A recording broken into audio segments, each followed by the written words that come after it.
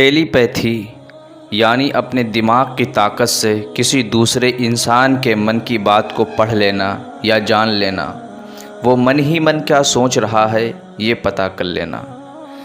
کیا آپ کے ساتھ کبھی ایسا ہوا ہے کہ آپ کو دور بیٹھا کوئی شخص یاد آیا ہو اور وہ اسی لمحے آپ کے سامنے نمودار ہو گیا ہو، یا آپ کو کوئی بہت ہی زیادہ یاد آ رہا ہو اور اس کا اسی وقت فون آ گیا ہو؟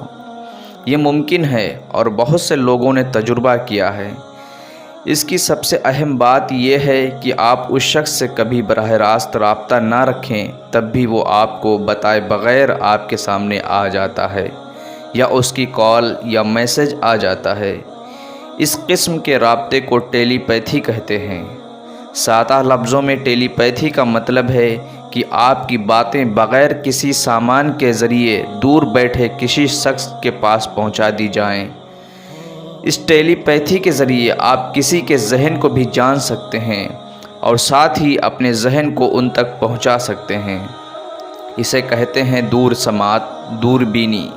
اسے فاصلاتی مواصلات بھی کہا جا سکتا ہے، کیونکہ یہ صرف دور دراز کے لوگوں کو پیغامات بھیجنے کی بات کرتا ہے۔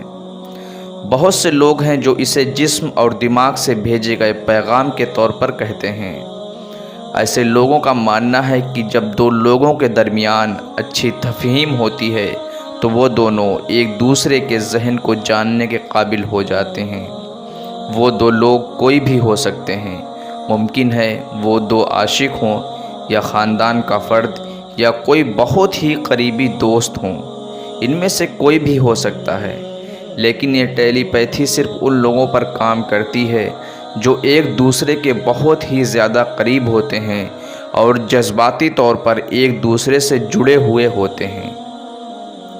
اس ویڈیو میں ہم آپ کو ٹیلی پیتھی کیا ہے اور ٹیلی پیتھی کیسے کرتے ہیں اس کے بارے میں تفصیلی معلومات دینے جا رہے ہیں۔ اگر آپ کو یہ ویڈیو اچھی لگ رہی ہے تو ویڈیو کو لائک کرنے کے بعد چینل کو سبسکرائب کر دیں اور بیل آئیکن کو ضرور پریس کر دیں۔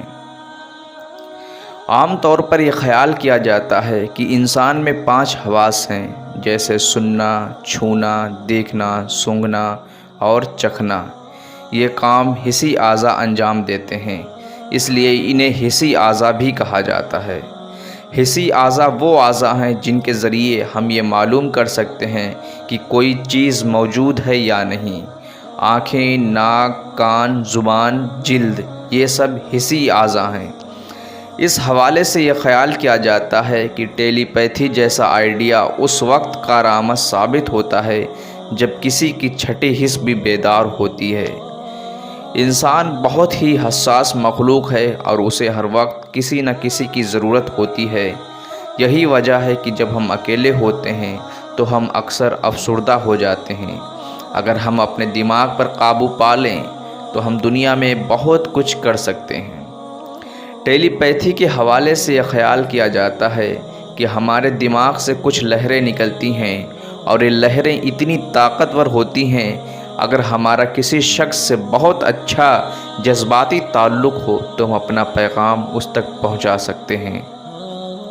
اسے جسمانی پیغام بھیجنا بھی کہا جا سکتا ہے، کیونکہ اس میں آپ جذباتی تعلق کی وجہ سے کسی سے بھی رابطہ کر سکتے ہیں، بشرطیکہ کہ سامنے والے کا آپ سے وہی تعلق ہو۔ ٹیلی پیتھی کیسے کام کرتی ہے؟ دنیا میں جتنی بھی چیزیں ہوتی ہیں ان کے پیچھے کوئی نہ کوئی وجہ ضرور ہوتی ہے۔ ٹیلی پیتھی کے ساتھ بھی کچھ ایسا ہی ہوتا ہے۔ خیال کیا جاتا ہے کہ جب دماغ سے نکلنے والی لہریں مضبوط ہو جاتی ہیں تو ہم اپنی بات کسی تک پہنچا سکتے ہیں۔ یہ تبھی ہوتا ہے جب ہمارا کسی کے ساتھ اچھا تعلق ہو۔ ان لہروں میں اتنی طاقت ہوتی ہے کہ ایک بار انسان اس پر اچھی طرح عمل کر لے تو وہ مستقبل میں ہونے والے واقعات کے بارے میں بھی جان سکتا ہے۔ ٹیلی پیتھی کب کام نہیں کرتی؟ ٹیلی پیتھی ایک ایسا عمل ہے جو نفسیاتی تعلق پر منحصر ہے۔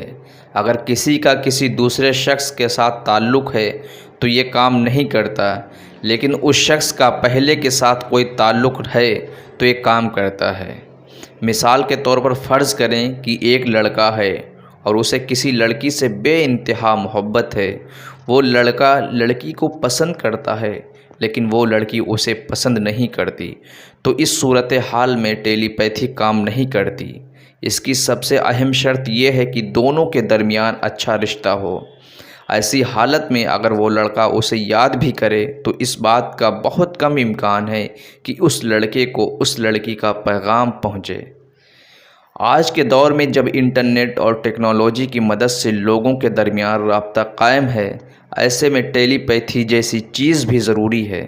اگرچہ یہ یقین سے نہیں کہا جا سکتا کہ ٹیلی پیتھی واقعی کام کرتی ہے یا نہیں، لیکن پھر بھی کئی بار ایسے واقعات دیکھنے اور سننے کو ملتے ہیں جن سے ٹیلی پیتھی کے بارے میں جاننا ضروری ہو جاتا ہے۔ اگر آپ کو یہ تصور پہلی بار معلوم ہوا ہے تو آپ اسے ایک بار ضرور آزما کر دیکھ سکتے ہیں۔